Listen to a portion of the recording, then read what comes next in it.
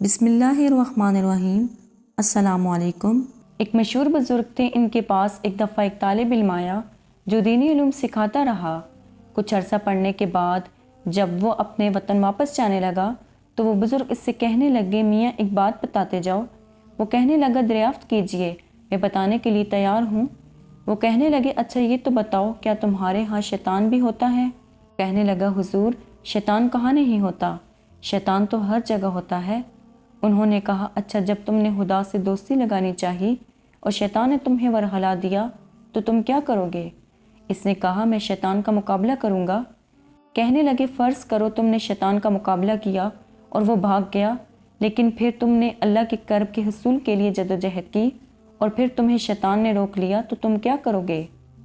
اس نے کہا، میں پھر مقابلہ کروں گا۔ وہ کہنے لگے، اچھا مان لیا، تم نے دوسری دفعہ بھی اسے بھگا دیا، لیکن اگر تیسری دفعہ وہ پھر تم پر حملہ آور ہو گیا اور اس نے تمہیں اللہ کے قرب کی طرف بڑھنے نہ دیا تو کیا کرو گے؟ وہ کچھ حیران سا ہو گیا، مگر کہنے لگا، میرے پاس سوائے اس کے کیا علاج ہے کہ میں پھر اس کا مقابلہ کروں؟ وہ کہنے لگے، اگر ساری عمر تم شیطان سے مقابلہ ہی کرتے رہو گے تو خدا تک کب پہنچے گے؟ لاجواب ہو کر خاموش ہو گیا۔ اس پر اس بزرگ نے کہا کہ اچھا یہ تو بتاؤ، اگر تم اپنے کسی دوست سے ملنے جاؤ، اس نے ایک کتا بطور پہرہ دار رکھا ہوا ہو اور جب تم اس کے دروازے پر پہنچنے لگو تو وہ تمہاری ایڑی پکڑ لے تو تم کیا کرو گے؟ وہ کہنے لگا، کتے کو ماروں گا اور کیا کروں گا؟ وہ کہنے لگے، فرض کرو تم نے اسے مارا اور وہ ہٹ گیا، لیکن اگر دوبارہ تم نے اس دوست سے ملنے کے لیے اپنا قدم آگے بڑھایا اور پھر اس نے تمہیں پکڑا تو کیا کرو گے؟ وہ کہنے لگا، میں پھر ڈنڈا اٹھاؤں گا اور اسے ماروں گا۔ انہوں نے کہا، اچھا تیسری بار پھر وہ تم پر حملہ آور ہو گیا تو تم کیا کرو گے؟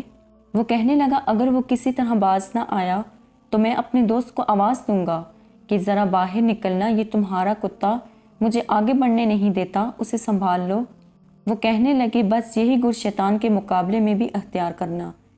جب تم اس کی تدابیر سے بچ نہ سکو تو خدا سے یہی کہنا کہ وہ اپنے کتے کو روکے اور تمہیں اپنے قرب میں بڑھنے دے۔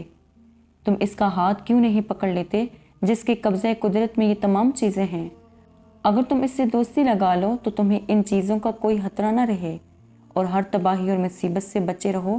یہ علاج ہے جو قرآن کریم نے بتایا ہے۔